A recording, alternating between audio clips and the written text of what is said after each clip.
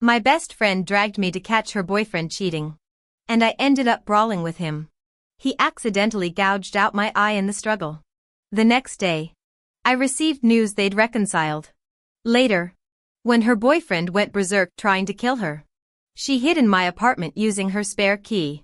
I became the scapegoat and got murdered by her boyfriend. When I opened my eyes again, I was back to the moment Emily told me about her new relationship. I smiled brightly. Date away. Queen of drama. No one can out-relationship you. Lucy. I've got amazing news, I'm dating someone. Emily clutched my hand. Her eyes sparkling. I forced a smile that didn't reach my eyes. Congratulations. Since I shared such great news, you should treat me to a celebratory dinner.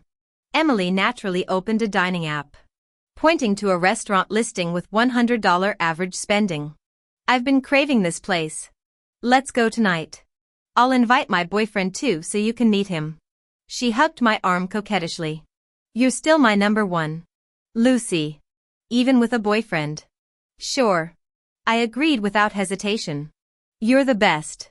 Emily beamed before making sickeningly sweet phone plans with her new beau. David, oh. I knew him well.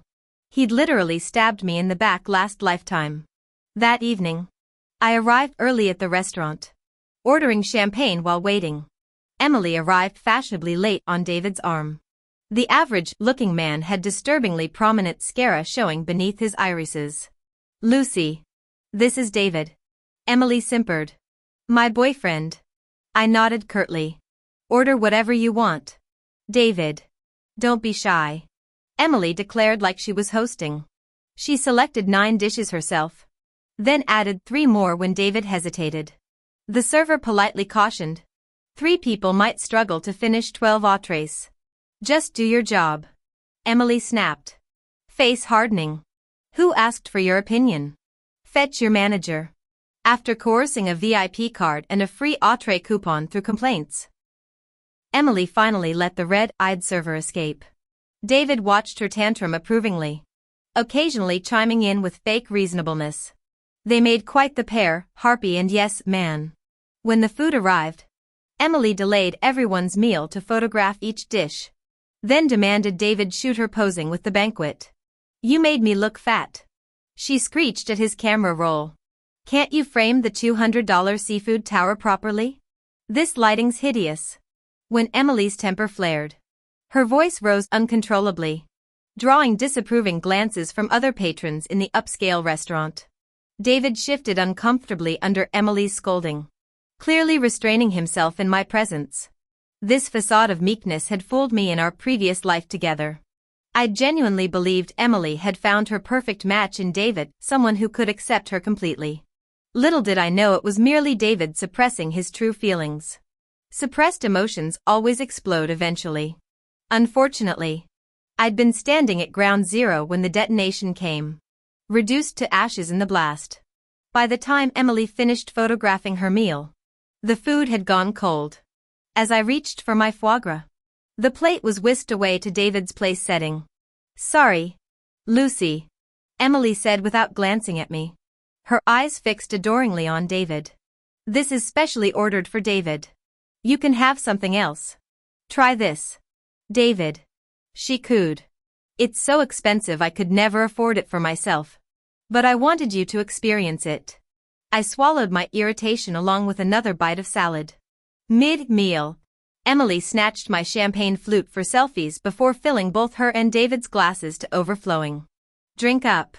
Lucy. She insisted, replacing the nearly empty bottle after taking theatrical sips from her brimming glass. Her subsequent coughing fit prompted complaints. This swill's undrinkable. I'm reporting this to the manager. David tentatively sipped his drink. Tastes fine to me. You just don't know quality. Emily snapped. Real champagne doesn't burn like this. I'll educate your palate properly someday. David's frozen smile spoke volumes she chose to ignore. Watching this spectacle as an outsider, I marveled at how differently I perceived their dynamic now. My former devotion to Emily had blinded me to their toxic pantomime of a relationship. What I'd once mistaken for friendship now revealed itself as cheap theater. Post-dinner, David's loud tooth-picking drew frowns from nearby diners while Emily summoned servers for leftovers. Noticing a neighboring dessert, she announced, "Lucy loves cake. Let's get an even bigger one." The massive confection arrived for mandatory social media documentation before distribution, 2/3 to David, 1/3 to herself, leaving me a sliver. "I'm full," I declined, pushing the plate away. Secretly I reveled, "Enjoy your feast, little glutton. Every bite brings you closer to the end." Finally, I turned to David. "Emily says you're in construction. Must be lucrative?" "Of course," Emily cut in. "David earns a ton. How else could he afford to keep me?" David shifted uncomfortably but stayed silent. "Since you're so well off, you can cover the meal then?" I waved over the server. "I'll pay for my own dishes." I showed my phone with itemized orders. They drank 3/4 of my champagne, split that proportionally. "Calculate my share." The server, already briefed earlier, promptly tapped his calculator. "Miss Lucy, your total comes to 210 yen. The couple owes 2 yen. 850. Lucy blinked. "Wait. You promised to treat us." I shrugged. "At 800 yen per person? Please. Only someone at David's level could afford this place." David's face tightened as bystanders glanced over. "Enough. I'll pay everything," he declared, ego swelling when I clapped. "That's our David. So generous." "David," Emily hissed. "Why play hero when it's her turn?" "Not another word," he snapped, striding to the register under public scrutiny. Emily whirled on me. "Happy now? Got your fancy free meal?" "Delighted." I popped a strawberry in my mouth. "Your new boyfriend's perfect for you." "Obviously," she preened. "Handsome. Rich, things you'll never have." I nodded absently. Couldn't argue there. True to plan. Emily stopped clinging to me after that forced treat. Better this gradual fade out than her usual dramatics. My phone buzzed, speak of the devil. "Hey. What's up? My birthday's coming soon. What are you getting me?" During those years when I considered her my best friend, I'd religiously mark Emily's birthday months in advance, carefully planning her gifts. The last message timestamp showed the day she'd introduced David to me. I sneered. She'd only break her silent treatment when gift season rolled around. "Don't worry. I remember." She instantly replied with a confetti explosion emoji. Birthdays demand surprises. On Emily's birthday, David booked a trendy influencer hotspot. I arrived 30 minutes late, letting them finish their Instagram photoshoot to avoid awkward small talk. That's when I spotted Sophia in the corner, our former class beauty whose do-gooder attitude always grated on me. Strange seeing her here. My enthusiastic greeting earned a curt nod. Whatever. We'd probably never cross paths again. The 6-inch cake had been subjected to 200 duck face selfies before David finally intervened. As Emily started unwrapping gifts, she announced, "Let's see which friend actually gets me. If you brought junk, you're buying me a replacement." The room chilled. My old self would have called this dark humor. Now I saw it for what it was, pure social ineptitude. David forced a laugh. "She's joking." "Who's joking?" Emily snapped. "You never take me seriously." The air turned arctic as David stormed out to smoke. Emily tore through presents like a hurricane. "Ew. Skincare set. Take notes. People. Meh. Just a tumbler. Comb. Cute. Never do this again." 2 guests turned scarlet. The last box contained a photo album. Who did some cringe memory lane crap?" She cackled, flipping it open. Her smile died. "Who did this?" We all saw David cheating with another girl. Coffee dates. Movie nights. Blinds drawn intimacy at his place. "Tell me now." The silent crowd avoided her wild eyes. She was acting like a madwoman, obsessively counting the gift boxes instead of confronting the culprit. She kept tallying them over and over, as if the presents had materialized out of thin air, unclaimed by anyone. Just then, David returned from getting some air. He took in the solemn expressions around him and instinctively asked, "What's wrong?" People pointed to the photo album. He reached for it and flipped through a few pages, his expression immediately darkening. David looked up at Emily. "It's not what you think. We were just a slap." The resounding crack of the palm strike stunned everyone present. Emily pointed at David. "You cheat on me with the one woman I despise most? What the hell were you thinking?" David rubbed his cheek, glancing at the gawking bystanders before pulling Emily aside. "This isn't cheating, I was getting revenge for you." I stood silently behind them, their whispered argument crystal clear. The absurdity nearly made me laugh out loud. Emily sneered. "Now you're making up stories to cover your tracks?" "It's true," David insisted. "She approached me because she's jealous of you. Said you always get better things, even better boyfriends. I figured since you hate her anyway, I'd string her along as payback. See? You still win, I'm right here with you." Some of the tension left Emily's shoulders, though her voice remained sharp. "Jealous? Of me? Swear to God. She told me herself. I was just teaching that bitch a lesson for you." Disgusting. These two deserved each other. I turned away only to find Sophia watching me intently. She gestured toward the exit. We walked down the empty hallway before she spoke. "You and Emily have been friends for years, right?" I nodded warily. "Such lasting friendships are rare. You should cherish it." My pulse quickened. Did she know I'd brought that damning album? "Emily and I only recently reconnected through work," Sophia continued. "Spending time with her, it feels like being carefree college girls again. And she's been trying to set me up with someone. Nothing's clicked yet." She met my eyes. "But she's a good person. Don't hurt her." The words hit like a physical blow. "Emily told you I liked David? She mentioned you canceled plans to treat them dinner last week. Said you made David take you out instead when you saw him." My ears rang with fury. So this was the narrative she'd been spinning. I gripped Sophia's shoulder. "Emily and David are perfect for each other, toxic soulmates. But since we're here," I lowered my voice. "Has she asked for a copy of your house keys yet?" Sophia blinked in shock. "I gave her my spare yesterday." "Why? Listen carefully. First, change your locks tonight. Don't tell her. Second, cut down on contact with her." The next day, I saw Emily's social media post, a grid of 9 photos with her and David at the center. The caption read, "Thank you to the world's best boyfriend for throwing my birthday party. This year's celebration was amazing.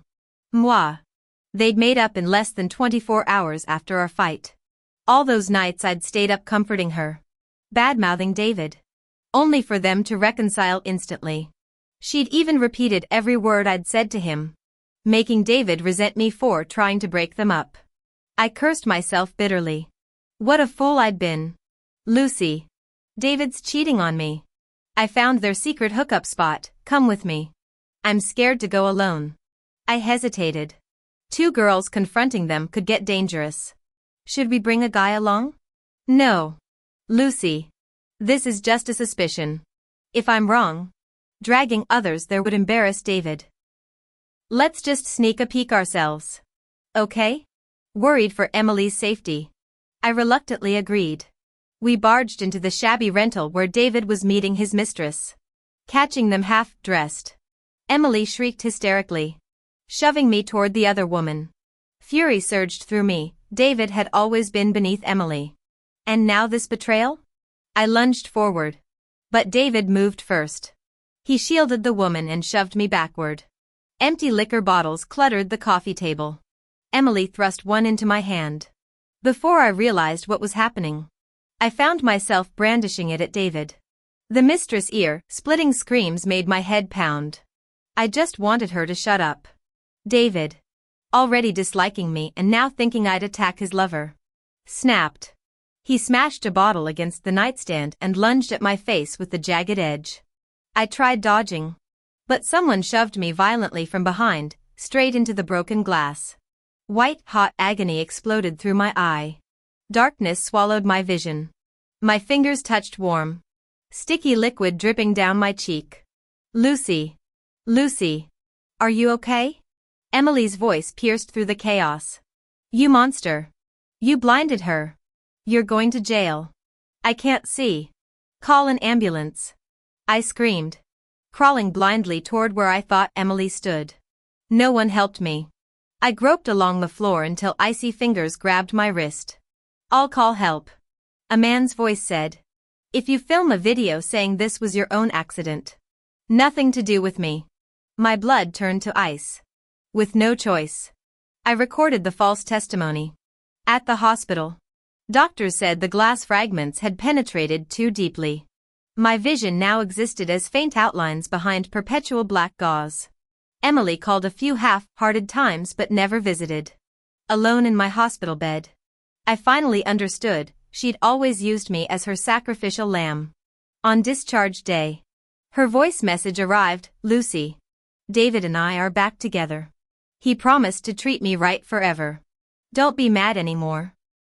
Okay? I blocked her everywhere. That night, strange noises woke me.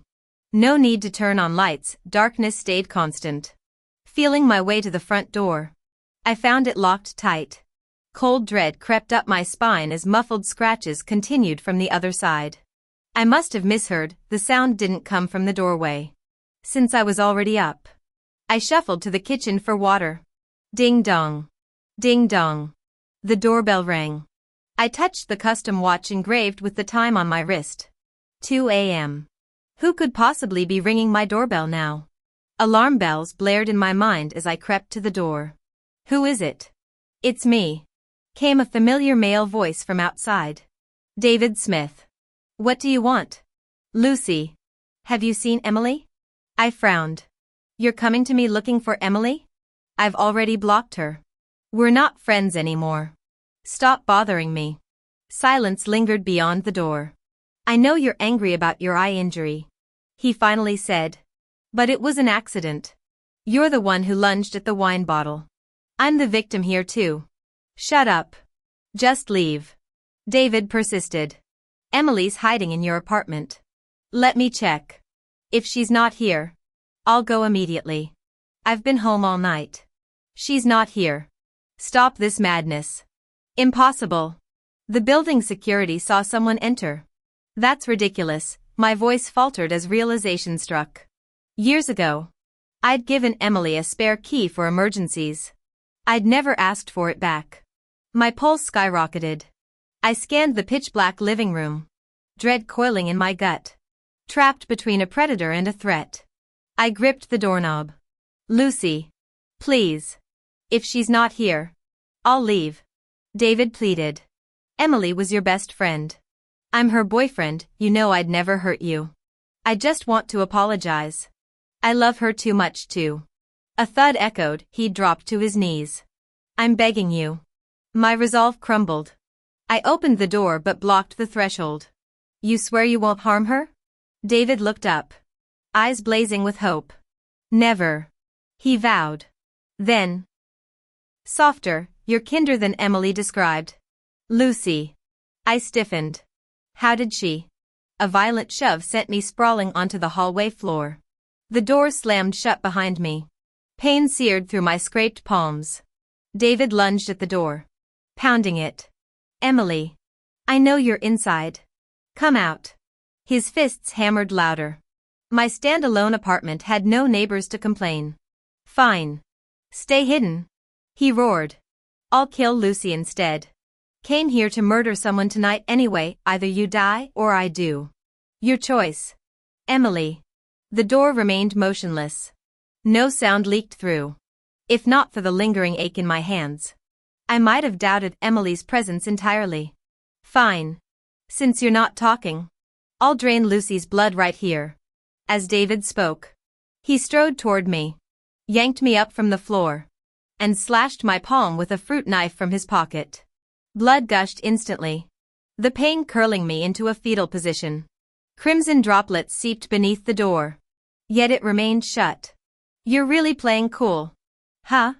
This isn't a joke. I'll kill her now and make you live with regret forever. The bloodied blade flashed, lunging straight at me. Ah. I jolted awake, drenched in cold sweat. my pajamas clinging to my trembling body. Why did I dream about that past life again? This time, the nightmare felt endless. Vivid. My heart hammered as numbness spread through my limbs. Click, click, the faint sound magnified in the silent darkness. I traced it to the front door, metal scraping stubbornly against a mismatched keyhole. Who's there? The noise paused. It's me. A voice answered. Lucy. It's Emily. Let me in. Emily. What are you doing to my lock? The key you gave me doesn't work anymore. Did you change the locks behind my back? I opened the door, swiping my finger over the keyhole to reveal an electronic panel. We use smart locks now. Keys are outdated. Oh. Emily nodded absently, slipping inside. Why'd you come here tonight? Right. I went to hang out with Sophia earlier. She said you warned her to be careful around me. I frowned. Hadn't I asked Sophia to keep that confidential? I told her to be considerate of your feelings. See how easily misunderstandings snowball? Uncharacteristically quiet. Emily kept fidgeting, avoiding eye contact. Can I use your phone? I left mine at home. I pointed to the landline. Go ahead. I'll be in my room with headphones, don't bother me. Without waiting for a reply, I locked myself in the bedroom. Emily. Your survival depends on your choices now. Hey everyone. It's late. I'm signing off. Crash. The bedroom door exploded inward. I froze. Headphones dangling from my hand. What's happening? My voice cracked. Firefighters and uniformed officers crowded the hallway. A plainclothes man in his 40s stepped forward. Gaze piercing. There's been a homicide here. You didn't hear anything? Homicide? What are you? My breath hitched. Emily. Did something happen to Emily? Let me see her. I lunged forward. But he blocked me. Stay back. It's an active scene. Please. My scream shredded into a sob. Tears streaming. Just tell me what happened to her. The detective's stern expression softened. I'm Michael. Lead investigator. You really shouldn't look. What exactly happened to Emily? Detective Michael glanced back. She's dead. It appears her boyfriend David premeditated the murder before taking his own life. We're still investigating the full circumstances. Emily was killed by David, I mumbled. Dazed. How is this possible? Would David really murder Emily over an affair? That doesn't make sense. An affair? Michael frowned. You're saying David was unfaithful? Yes. Everyone at Emily's birthday party knew about it. I wiped my tears. We thought they'd reconciled. No one imagined it would escalate like this. Had we known David was this vindictive, we'd never have let Emily stay with him. Understood. We'll need your continued cooperation as the investigation progresses. I nodded. Michael hesitated before asking. You truly heard nothing that night? I was live streaming video games with noise-canceling headphones during my nightly part-time gig. Check my channel archives, thousands of viewers can confirm. Michael studied me thoughtfully. Noted. I later learned 2 violent incidents occurred that evening. Before arriving at my apartment, Emily had gone to Sophia's home. Sophia had opened the door believing it was just another lover's quarrel. David forced his way in and began screaming at Emily. In his rage, he grabbed a kitchen knife from the table. True to her nature, Emily instantly shoved Sophia forward as a human shield. The blade plunged into Sophia's abdomen during the struggle. No wonder Lucy warned me to stay away from you, Sophia gasped. Those words reminded Emily of her favorite scapegoat, me. She fled to my apartment using the spare key still on her keychain. Seeing his target escape, David wiped the bloodstains, locked Sophia's apartment, and chased Emily's taxi to my building. I listened calmly to Michael's account before commenting. I never imagined David capable of this. Strange. Michael mused. According to Sophia, David promised to calm down after stabbing her. Why did he suddenly snap again? His gaze sharpened. Any theories? I never approved of their relationship. But Emily wouldn't listen. The 6-month investigation concluded it was a straightforward crime of passion. Michael's suspicions briefly fell on me, but no evidence connected me to the deaths. The case eventually went cold. At Emily's grave, I arranged her favorite lilies. You never escaped your fate, Emily. My fingers traced her photo. Detective Davis still puzzles over David's final outburst. Do you know why? TSK. Probably not. My smile widened. But, I know. Epilogue after my rebirth.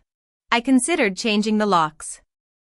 But Emily's selfishness made her unpredictable in danger. She'd always sacrifice others to survive. Sleepless nights were spent anticipating her schemes. The solution came during a sleepless dawn. Instead of defense, orchestrate events through careful preparation. I installed a keypad lock yet left Emily access. She remained in the soundproofed living room while I retreated behind reinforced doors. Just like before. Emily arrived phone-less. David still controlled their incriminating messages. When she borrowed my phone, I sent a pre-written text from her account. Emily. Come straight in. New passcode, 002122. History repeated perfectly. Emily. I think you're right. David really isn't a decent guy. He doesn't hold a candle to any of your exes, not even that guy you've always looked down on. By the way, how's the guy your parents set you up with recently? Just stick to your original plan, keep your options open. Even though David's useless as a man, he's still human. Like you said, make do for now. Oh. How's your gynecological issue? Last time you accused him of giving it to you through his cheating. Right? Better hope he never finds out. Gotta go. Come over later and we'll talk all night. Putting down my phone, I grinned at the screen. My friend's already in the living room waiting for me tonight. Gotta sign off early. I turned around and stared intently at the door.